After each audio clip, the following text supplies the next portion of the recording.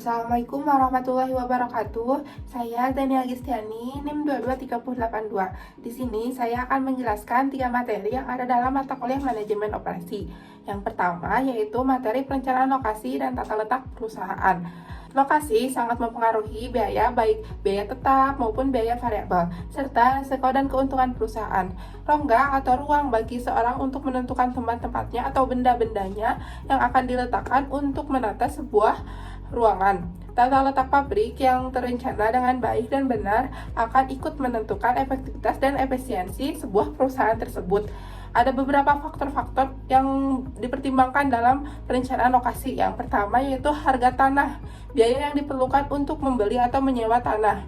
Yang kedua, lokasi pasar, dekat dengan target pasar untuk meningkatkan aksesibilitas atau penjualan. Yang kedua, lokasi sumber bahan baku, dekat dengan sumber bahan baku untuk mengurangi biaya transportasi. Yang keempat yaitu fasilitas umum, akses ke fasilitas umum seperti jalan raya, transportasi umum, atau infrastruktur lainnya. Yang kelima yaitu persediaan tenaga kerja, dekat dengan sumber tenaga kerja untuk memudahkan proses rekrutmen dan pengembangan sumber daya manusia tersebut.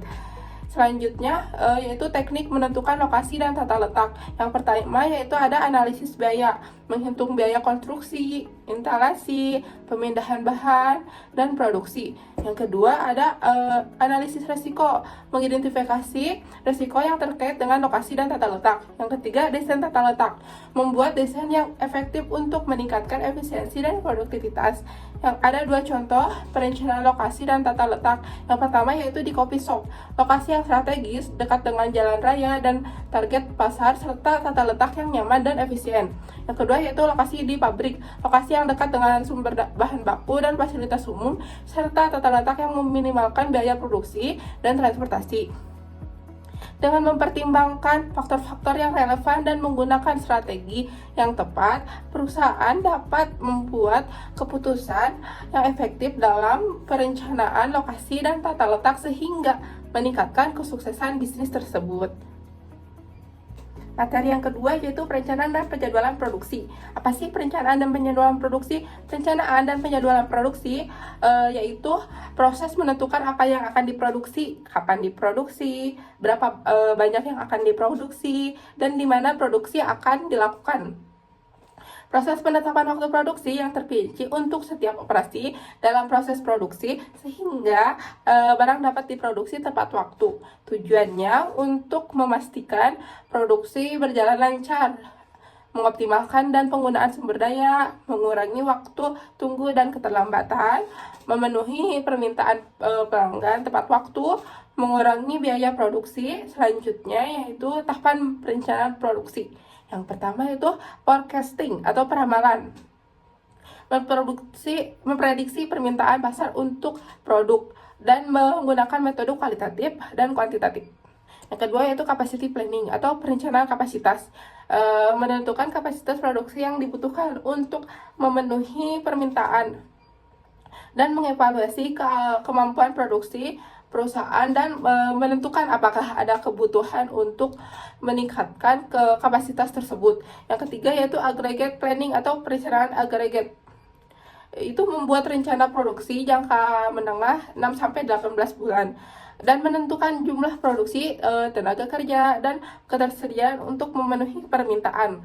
Yang keempat yaitu master production schedule atau jadwal produksi induk. Itu membuat jadwal produksi detail untuk jangka pendek 1-6 bulan dan menentukan apa yang akan diproduksi, kapan diproduksi, dan berapa banyak yang akan diproduksi.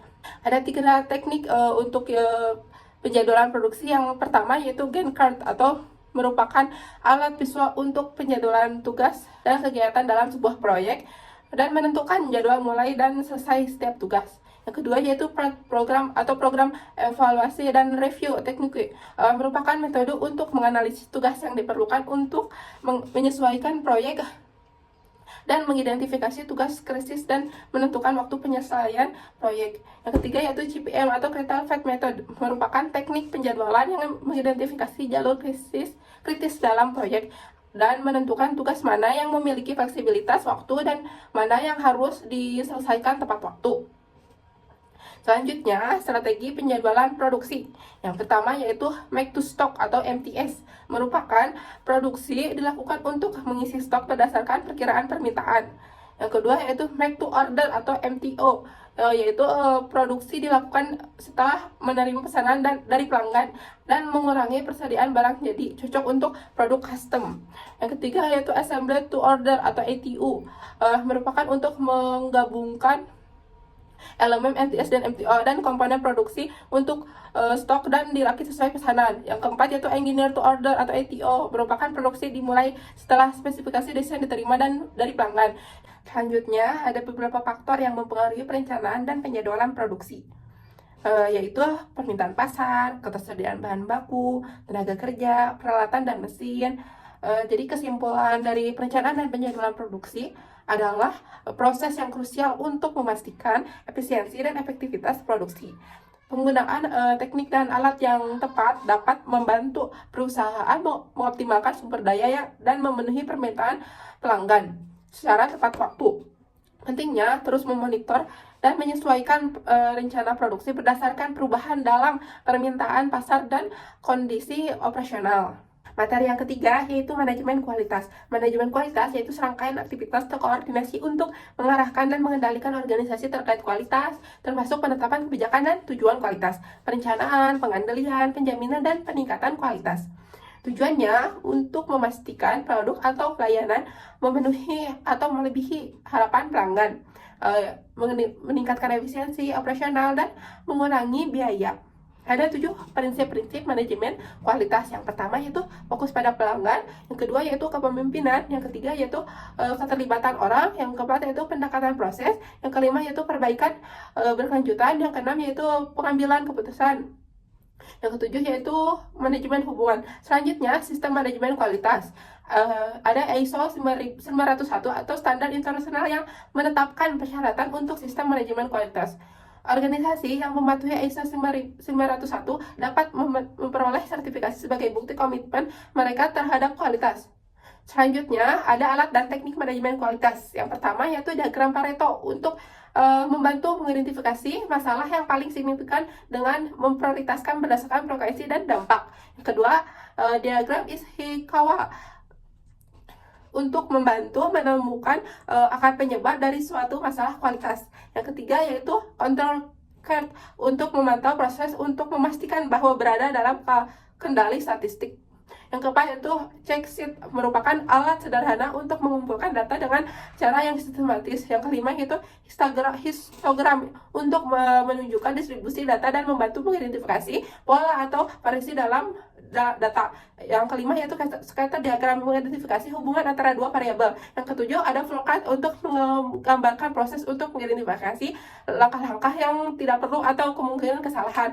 Selanjutnya metode perbaikan kualitas. Yang pertama total quality management atau TQM, merupakan pendekatan manajemen yang berpusat pada kualitas di semua aspek organisasi melalui partisipasi untuk anggota organisasi. Yang kedua ada Sigma, merupakan metodologi yang berfokus pada pengurangan variabilitas dalam proses untuk meningkatkan kualitas dan efisiensi.